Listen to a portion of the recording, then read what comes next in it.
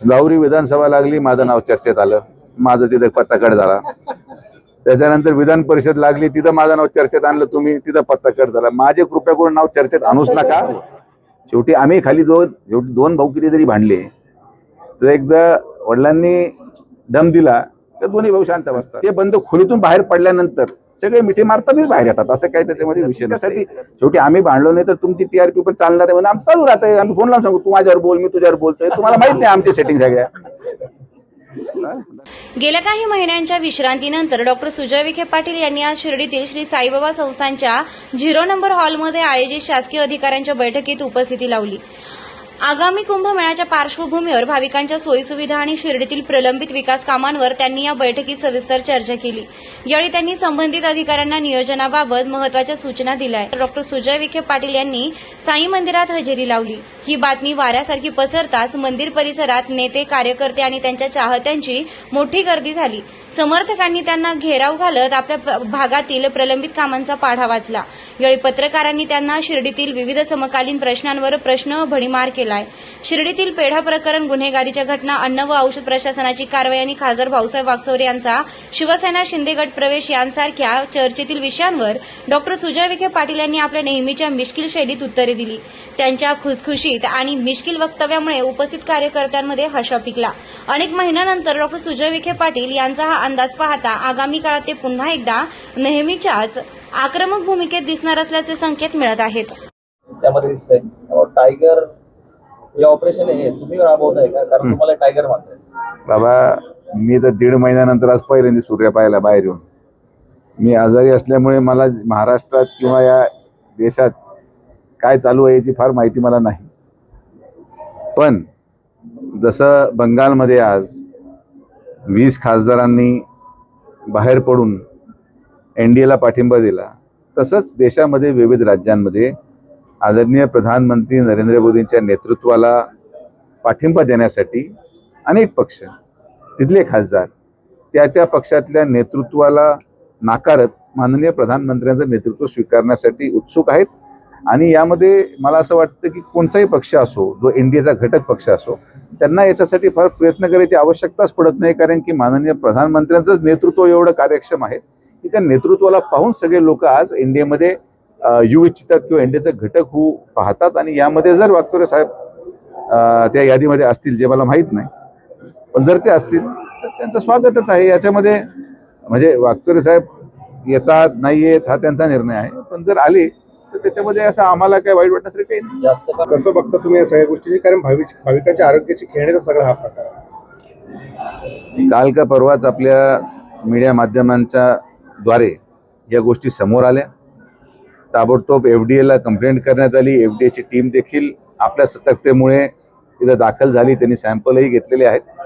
अशा प्रकारे अनेक गोष्टी आहेत जे दुर्दैवाने शिर्डीमध्ये घडत आहेत. नगर परिषदेच्या वतीने माननीय नामदार राधाकृष्ण विखे पाटील साहेबांच्या नेतृत्वामध्ये नगर परिषदेने हा निर्णय घेतला आणि आम्ही प्रत्येकजण, आमचे उपनगराध्यक्ष, अध्यक्ष आणि सगळे नगरसेवकांनी जबाबदारी वाटून आम्ही आता प्रत्येक रेस्टॉरंटमध्ये जाऊन प्रत्येक किचनची पाहणीची मोहीम आता नगरपंचायतने हाती घेतलेली. आणि ही काही आजची घटना नाही, ही गेल्या 1 महिन्यापासून चालू आहे की ज्या ज्या ठिकाणी अस्वच्छता आहे, ज्या ज्या ठिकाणी नियम फॉलो होत नाहीत, की ज्या ज्या ठिकाणी काही कुठल्या प्रकारे भेसळ केलं जाते, अशा सगळ्या गोष्टींवर नगर परिषद त्यांच्या एक स्वतंत्र पणे आणि त्यांच्या मर्यादित असलेल्या कार्यक्षेत्रामध्ये राहून आम्ही कारवाई करणार आहोत. ती मोहीम आम्ही फार पूर्वी सुरू केलेली आहे. आता पेढ्याचा विषय दुर्दैवाने नव्याने समोर आला, पण मला असं वाटतं की अधिकृतपणे या साईबाबा संस्थांच्या कर्मचाऱ्यांची विविध कार्यकारी सोसायटी जी स्थापना आहे त्यांच्या माध्यमातून पेढे विक्री केली जाते आणि तेच साई भक्तांनी घ्यावेत अशी माझी त्यांना विनंती आहे. अन्न औषध प्रशासन यामध्ये तुमचं म्हणणं एकदम योग्य आहे.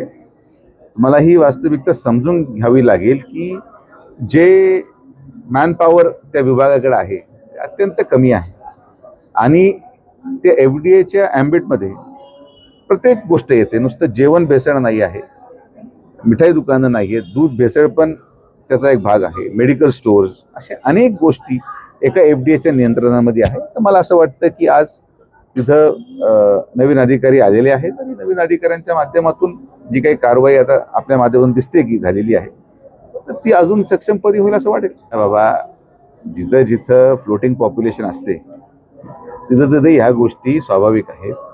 पण जो प्रण आम्ही माननीय आमदार राधाकृष्ण विखे पाटील साहेबांच्या नेतृत्वामध्ये घेतलेला आहे त्या प्रणामध्ये गुन्हेगारी मुक्त शिर्डीपर्यंत आपण 100% पोहोचलेलो आहोत. आता हे ज्या गोष्टी आज भेसळीच्या समोर आलेल्या आहेत, आम्ही प्रयत्न करू की हे होऊ नये. आपण आमच्या निदर्शनात आणून दिलं, यापुढे ते होणार नाहीत. यासाठी आमच्या कार्यकर्ते, पदाधिकारी, नगरपंचायत आणि प्रशासनाच्या वतीने आपण काय अजून पावलं उचलू शकतो हे निश्चित आपण प्रयत्न करू. कधी कधी समाज सुधारण्यामध्ये वेळ लागतो, कालावधी लागतो आणि इथं जेवढे बाहेरचे लोक आज व्यवसायाच्या माध्यमातून येतात, हॉटेलमध्ये कामं करतायत, या सगळ्यांचं रजिस्ट्रेशन आपण कंप्लीट केलेलं आहे. आता SIR माध्यमातून कोण इथला आहे आणि कोण बाहेरचा आहे हे पण आता यावेळी शिर्डीमध्ये आम्ही दक्षता घेऊन जे काही बोगस मतदार इथं आहेत, जे नव्याने आले, जे बाहेरून आले, काही बांगलादेशी पण 100% आढळतील हे पण मी तुम्हाला सांगतो.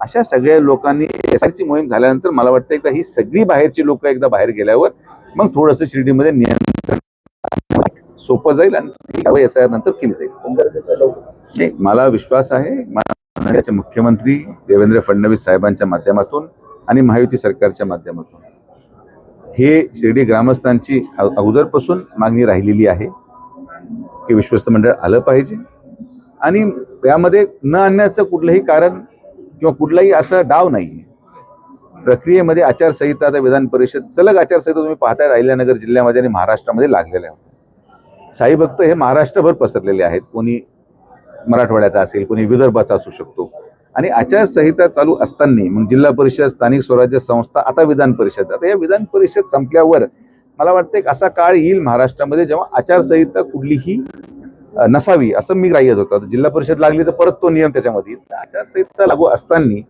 आचारसंहितेच्या लाभ क्षेत्रामधला साई भक्त हा जर सच्चा साई भक्त असेल, कार्यक्षम असेल आणि त्याला खरंच विश्वस्त होण्याची संधी मिळणार असेल तर ती एका आचारसंहितेच्या नियमामुळे त्याच्याकडून जाऊ नये म्हणून माननीय मुख्यमंत्री महोदयांनी हा निर्णय केला की एकदा या सगळ्या आचारसंहिता विविध भागाच्या पूर्णपणे संपल्यावर मग याला आपण पुढे घेऊन जाऊ. आणि मला विश्वास आहे की कुंभमेळ्याच्या पूर्वी माननीय मुख्यमंत्र्यांच्या नेतृत्वामध्ये महायुती सरकारच्या माध्यमातून एक सक्षम आणि काम करणारे विश्वस्त मंडळ इथं लवकर येईल. माननीय मुख्यमंत्री महोदयांची कालची भेट हे विधान परिषदचे निवडून आलेले नवनिर्वाचित आमदार यांच्या सत्कारासाठी होती.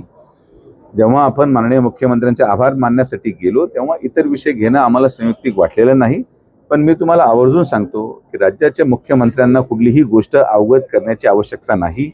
ते अतिशय सक्षम आहेत, त्यांना पूर्ण गोष्टींची सगळी माहिती आहे, त्यांचा अभ्यास आपल्या किंवा माझ्यापेक्षा किंवा इतर कोणापेक्षा परिपक्व आहे आणि म्हणून कुंभमेळ्याचं नियोजन हे माननीय मुख्यमंत्र्यांनी अतिशय उत्कृष्ट केलेलं आहे. आणि परत शिर्डीचा विकास ही जेवढी जबाबदारी ग्रामस्थ म्हणून आमची आहे तेवढीच जबाबदारी पालकमंत्री माननीय विखे पाटील साहेबांची आहे आणि तेवढीच जबाबदारी माननीय मुख्यमंत्री महोदयांची पण आहे. आज गेले 1.5 वर्षापासून अनेक विकास कामांचे प्रस्ताव हे न्यायालयामध्ये पडून आहे.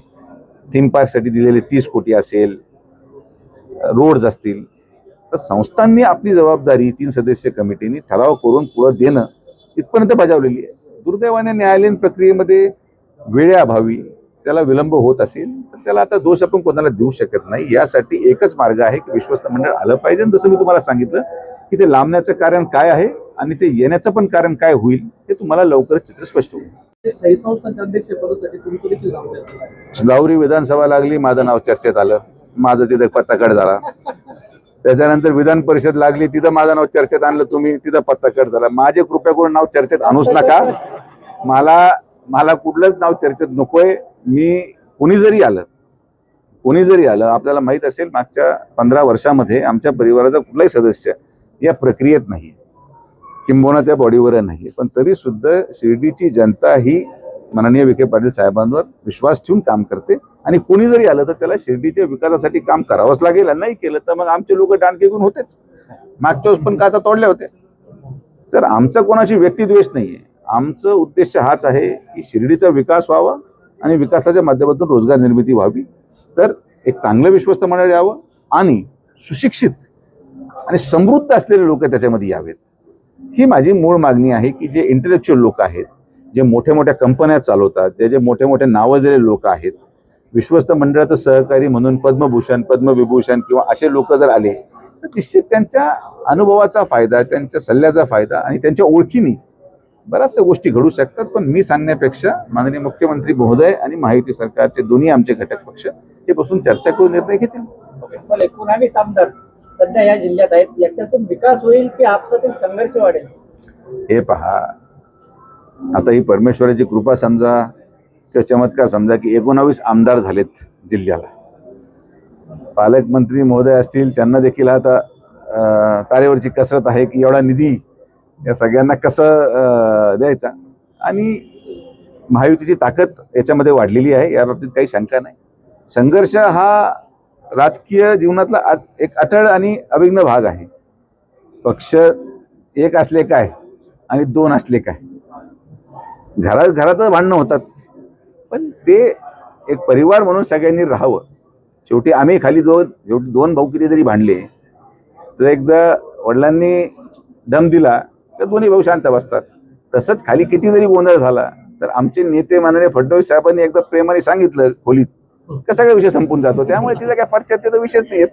खाली कोणी किती अवसर आणू, बंद खोलीत त्या चर्चेमध्ये आमचे नेते काय सांगतात आणि ते बंद खोलीतून बाहेर पडल्यानंतर सगळे मिठी मारतानाच बाहेर येतात. असं काही त्याच्यामध्ये विषय नसतो. हे सगळं तुमच्यासाठी, शेवटी आम्ही भांडलो नाही तर तुमची TRP पण चालणार आहे म्हणून आमचं चालू राहतंय. आम्ही फोन लावून सांगू तू माझ्यावर बोल, मी तुझ्यावर बोलतोय. तुम्हाला माहित नाही आमची सेटिंग सगळ्या.